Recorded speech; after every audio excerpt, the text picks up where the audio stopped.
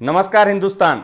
मैं Chetan Kumar Verma, international biz consultant, Exim business adviser YouTube channel पर आप सभी लोगों का हार्दिक स्वागत करता हूं। दोस्तों, आज हम बात कर रहे हैं आईसीडी यानी इनलैंड कंटेनर डिपो की।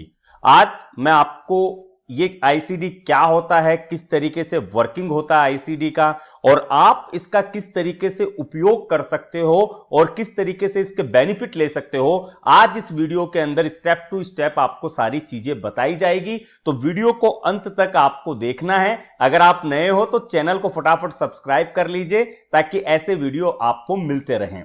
बहुत सारे स्टार्टअप्स जो होते हैं वो कंफ्यूज हो जाते हैं कि सर हमारे यहां पे तो पोर्ट एरिया ही नहीं है, या हमारा जो स्टेट है या डिस्ट्रिक्ट जो है वो समुद्र से काफी दूर है, वहां पे भी कोई पोर्ट नहीं है, तो हम किस तरीके से एक्सपोर्ट करें। दोस्तों, आज इस क्वेश्चन का जो सॉल्यूशन है उसी का आंसर है, उसका नाम है उस सॉल्यूशन का आईसीडी, इनलैंड कंटेनर डिपो। जी हां दोस्तों, इनलैंड कंटेनर डिपो यानी ड्राई पोर्ट के नाम से भी इनको जाना जाता है। ड्राई पोर्ट का मतलब होता है जहां पे पानी ना हो, जमीन से ही सारा काम किया जाता है, लेकिन इनकी जो कनेक्टिविटी होती है वो डायरेक्टली मैन पोर्ट से की जाती है। यानी अगर आप मान लीजिए राजस्थान के किसी एक गांव के अंदर हो या जयपुर के अंदर हो, अब जयपुर से आप एक्सपोर्ट कर रहे हो तो जयपुर में तो, पूरे राजस्थान में तो कोई पोर्ट नहीं है, तो उसे कनेक्ट किया जाएगा आइदर मुंद्रा के अंदर या फिर जेएनपीटी के अंदर। इट्स योर चॉइस कि आप कौन से पोर्ट से उसे भेजना चाहते हो। इंडिया के जितने भी पोर्ट हैं वो सारे पोर्ट के ऑप्शन आपके पास में अवेलेबल होते हैं। और आईसीडी जो है ये ड्राई पोर्ट के अंदर एक छोटा सा पोर्ट का आप सिस्टम समझ सकते हो। सिस्टम इन सेंस, आपको जरूरी नहीं है कि आपका माल आप जेएनपीटी पे लेके आओ, यानी जो पोर्ट है मैन पोर्ट है वहां पे लेके जाओ, ये जरूरी नहीं है। जरूरी नहीं है कि आप चेन्नई की किसी पोर्ट से करो या गुजरात के किसी पोर्ट से करो, ऐसा जरूरी नहीं है। अगर हर स्टेट के अंदर अगर आप देखते हो, चाहे वो राजस्थान हो, हरियाणा हो, दिल्ली हो या फिर महाराष्ट्र हो, कोई भी हो, महाराष्ट्र के अंदर जेएनपीटी मैन पोर्ट भी है, बट जैसे मैं औरंगाबाद में हूं तो औरंगाबाद के अंदर आईसीडी भी अवेलेबल है, यानी इनलैंड कंटेनर डिपो अवेलेबल है। तो अब मुझे यह जरूरत नहीं है कि मैं जेएनपीटी से ही मेरा माल भेजूं। अगर मुझे एक्सपोर्ट करना है तो मैं आईसीडी औरंगाबाद से भी मेरा माल एक्सपोर्ट कर सकता हूं। इसका प्रोसेस सिस्टम क्या होता है? प्रोसेस सिस्टम बहुत सिंपल है। जिस तरीके से हम मैन पोर्ट से अपना मटेरियल एक्सपोर्ट करते हैं, सारा सिस्टम आपका आईसीडी पे ही हो जाता है। यानी जिस तरीके से आप मैन पोर्ट के ऊपर भी अगर जाते हो, वहां पे आपको कंटेनर लेके जाना होता है, फिर उसके बाद का सारा प्रोसेस सिस्टम आपको करना होता है, उसी तरीके से आपको आईसीडी के ऊपर भी अपना कंटेनर लेके जाना होता है। और वहां पे उसके जो प्रोसेस सिस्टम होते हैं, उसके बिल ऑफ एंट्री मानिए या जितने भी स्टेप टू स्टेप प्रोसेस हैं, वो सारा आपका आईसीडी के ऊपर ही क्लियर हो जाता है।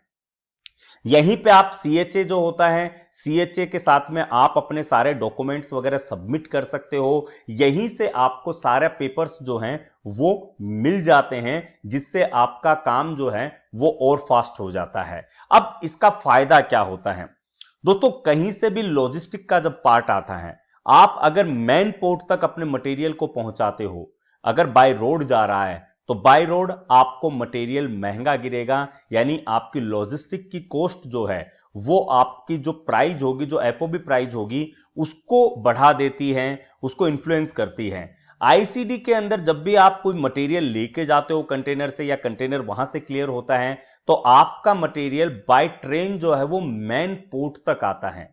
अब जब मैन पोर्ट तक बाय ट्रेन आएगा तो ट्रेन का जो चार्ज है, जो खर्चा है, वो हम सभी को पता है कि बाय रोड से सस्ता होता है। इसकी वजह से आईसीडी जो है वो रेगुलर के अंदर बहुत ज्यादा यूज किया जाता है। उसके अलावा अगर आपका कंटेनर इन केस खड़ा भी रह गया, यानी अगर आपका क्लियरेंस नहीं हुआ उस दिन, और उस दिन अगर आपका वहां पे कंटेनर खड़ा भी है, तो उस सूरत में भी मैन पोर्ट से बहुत कम खर्चा आपको आईसीडी पे लगेगा, क्योंकि वहां पे वॉल्यूम उतना ज्यादा नहीं होता है। इसलिए वहां पे एक ओवरनाइट चार्ज जो आप पकड़ सकते हो उसको कंटेनर का, वो कम होता है। इसका तीसरा फायदा यह है कि आईसीडी आपके स्टेट में होता है, आपकी लोकेलिटी में होता है, तो इसके लिए आपको घबराने की जरूरत नहीं है कहीं पे भी कि मैं अभी आपको, आप मान लीजिए यूपी से हो, अगर आप यूपी से एक्सपोर्ट कर रहे हो और आप जेएनपीटी पे, तो आपके लिए पूरा महाराष्ट्र अलग हो जाता है, महाराष्ट्र की लैंग्वेज अलग हो जाती है, सिस्टम को समझना पड़ता है। लेकिन यही चीज अगर आप यूपी के ही किसी आईसीडी से करो तो ये आपके लिए इजीएस्ट वे हो जाता है, आपकी कनेक्टिविटी बहुत स्ट्रांग बन जाती है, लोकल में ही आपको सीएचए मिल जाता है, आपको नॉलेज मिल जाता है, एक तरीके से आपका लॉजिस्टिक का जो काम है वो बहुत इजी हो जाता है। अब एक फायदा और जो है कि आपने जैसे ही यहां से क्लियरेंस पार्ट किया, आपको डॉक्यूमेंट तुरंत मिल गए। यहां पे बीएल वगैरह जो है वो आपको हो सकता है, आपका जो सीएचए है वो आईसीडी से जब भी क्लियरेंस होता है तो बीएल की कॉपी वो एक बार शिपिंग होने के बाद में ही दे पाएगा, लेकिन बाकी के जो डॉक्यूमेंट होते हैं, जो ऑन रोल डॉक्यूमेंट होते हैं, वो आपको तुरंत मिल जाते हैं, जिससे आप अपने क्लाइंट के साथ में क्लैरिटी वर्जन के ऊपर रह सकते हो।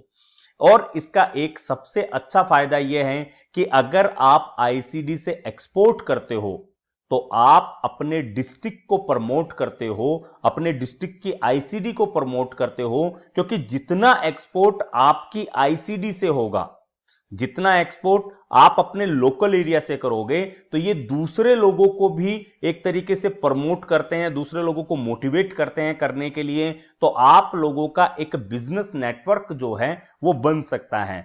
तो आज मैं यहां पे आप लोगों से एक रिक्वेस्ट भी करूंगा कि अगर आप एक्सपोर्ट कर रहे हो या फिर करने की सोच रहे हो, तो आपके नियर बाई जो भी आईसीडी होगी, आपको वहां पे पोर्ट रजिस्ट्रेशन करवाना चाहिए। जी हां दोस्तों, बहुत सारे लोग ये भी सोच रहे होंगे कि आईसीडी के अंदर रजिस्ट्रेशन क्या होगा। जो पोर्ट रजिस्ट्रेशन हम मेन पोर्ट का करते हैं, वही पोर्ट रजिस्ट्रेशन आईसीडी के लिए भी होता है।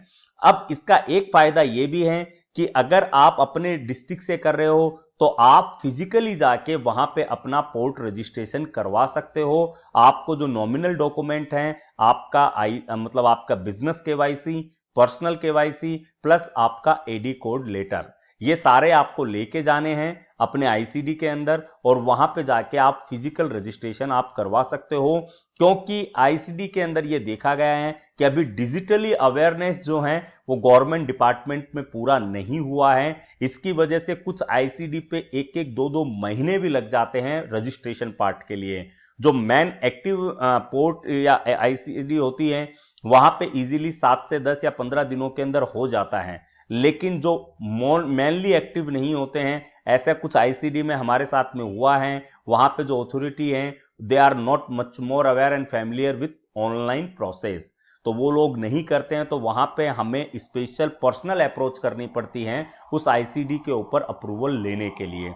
सेम वे बहुत सारे लोगों के अंदर जीएसटी के साथ में भी ऐसा ही होता है। जीएसटी आने को 3 से 4 दिन रजिस्ट्रेशन का प्रोसेस सिस्टम है, लेकिन कई बार रीसबमिशन पे रीसबमिशन आ जाते हैं, एक एक दो दो महीने का टाइम लग जाता है जीएसटी रजिस्ट्रेशन के लिए भी।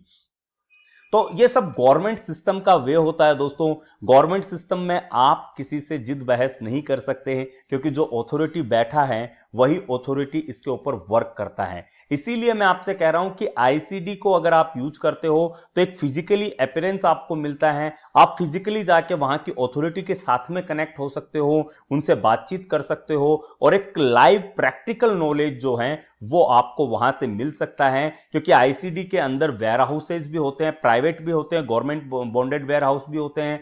तो बहुत सारे ऐसे लोग होते हैं जिनके पास में खुद के वेयर हाउस नहीं होते हैं। अब मान लीजिए वो 4-5 पार्टियों से अगर मटेरियल कलेक्ट करना है और फिर उनको कलेक्ट करने के बाद में अगर अपलोड लोड वगैरह करना है, तो उस टाइम पे आप गवर्नमेंट के जो बॉन्डेड वेयर हाउस है वो आप लोग यूज कर सकते हो। प्राइवेट वेयर हाउस होते हैं उनको आप लोग यूज कर सकते हो। तो आपको खुद के वेयर हाउस की जरूरत नहीं है। इसके अलावा अगर आप इंपोर्ट भी करते हो तो आप अपने प्रोडक्ट को इंपोर्ट कर सकते हो डायरेक्टली अपने आईसीडी तक। तो आपका अगर कहीं से इंपोर्ट कर रहे हो तो आप अपने सेलर को बोल सकते हो कि मुझे इस आईसीडी के ऊपर माल चाहिए, तो सेलर फिर उसी तरीके से आपको मटेरियल देगा। इसका एक बहुत आईसीडी का जो यूज है दोस्तों, अगर आपको आईसीडी का एक प्रॉपर यूज, प्रॉपर चैनल अगर आपको समझ में आ जाता है तो आप यकीन मानिए बहुत जबरदस्त इसका इफेक्ट होता है। आप लोगों ने बियानी ग्रुप का नाम सुना होगा, जो बिग बाजार फ्यूचर ग्रुप जो है, इनके एक आईसीडी, इन लोगों ने नागपुर की जो आईसीडी है उसको अपना वेयर हाउस का हब बनाया, सेंट्रल हब बनाया, और ये जो भी इंपोर्ट करते थे वो पूरा का पूरा इंपोर्ट वहीं पे करवाते थे। अब वो एक सेंट्रलाइज हब हो गया, यानी हर चीज वहां से एक आप बोल सकते हो राउंड अप में मिलती है, तो उससे उनकी लॉजिस्टिक की जो कॉस्ट है वो बहुत ज्यादा इंपोर्ट के अंदर बच गई।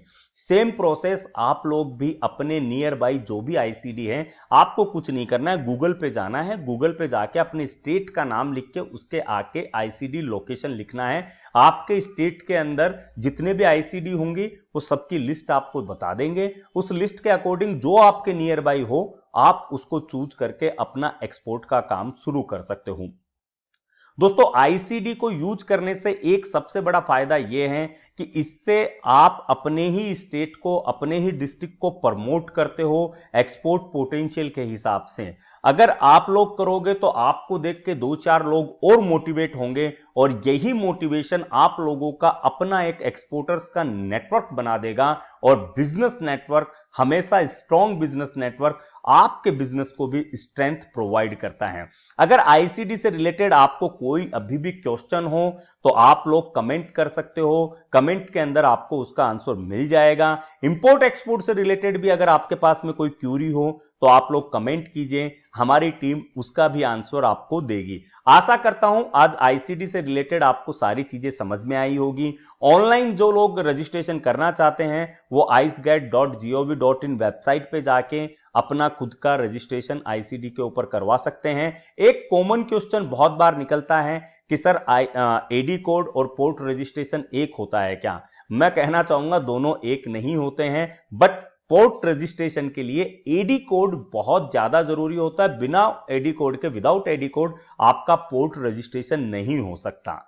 लेकिन अगर आपके पास में एडी कोड है तो यह जरूरी नहीं है कि आपको पोर्ट रजिस्ट्रेशन ही करना है। आपने बैंक से एडी कोड ले लिया, अब आप पोर्ट रजिस्ट्रेशन नहीं कर रहे हैं तो यह कोई मैंडेटरी नहीं है कि एडी कोड लेने के बाद में आपको पोर्ट रजिस्ट्रेशन करना ही पड़ेगा। इसलिए एडी कोड एक इंपॉर्टेंट टूल आप उसको मान सकते हो, एक इंपॉर्टेंट एसेसरीज आप उसको रिसोर्सेज बोल सकते हो, जो आपके पोर्ट रजिस्ट्रेशन के काम में आएगा। ऑनलाइन पोर्ट रजिस्ट्रेशन के अंदर आपको एडी कोड एक ही बार लेना होता है, उसी एक ही एडी कोड के बेसिस पे आप अलग अलग आईसीडी और पोर्ट के ऊपर रजिस्ट्रेशन कर सकते हो। तो दोस्तों, अगर वीडियो अच्छा लगे तो लाइक कीजिए, शेयर कीजिए। आज के लाइक का टारगेट रखते हैं सिर्फ 100 लाइक्स। वीडियो को ज्यादा से ज्यादा शेयर कीजिए ताकि जो नए स्टार्टअप्स हैं उन लोगों को भी आईसीडी का महत्व, इंपॉर्टेंस समझ में आ पाए और आप लोगों को भी इसका डायरेक्ट बेनिफिट जो है वो मिल पाए। मिलते हैं नेक्स्ट वीडियो में एक नए टॉपिक के साथ में, नई जानकारी के साथ में। तब तक आप खुद का ध्यान रखिए, कोरोना के अंदर खुद की केयर कीजिए। घर पे बैठे भी आप लोग इंटरनेशनल मार्केट में अपनी पकड़ बनाने की कोशिश कीजिए, खुद को एक्सप्लोर कीजिए, खुद की ऑनलाइन अवेलेबिलिटी बढ़ाइए ताकि ज्यादा से ज्यादा इंटरनेशनल बायर आपके साथ में कनेक्ट हो और आप लोग भी अपने देश के लिए भारत भाग्य विधाता का काम करें, अपने देश को आगे बढ़ाने का आप लोग काम करें। मिलते हैं नेक्स्ट वीडियो में एक नए टॉपिक के साथ में। जय हिंद, जय भारत।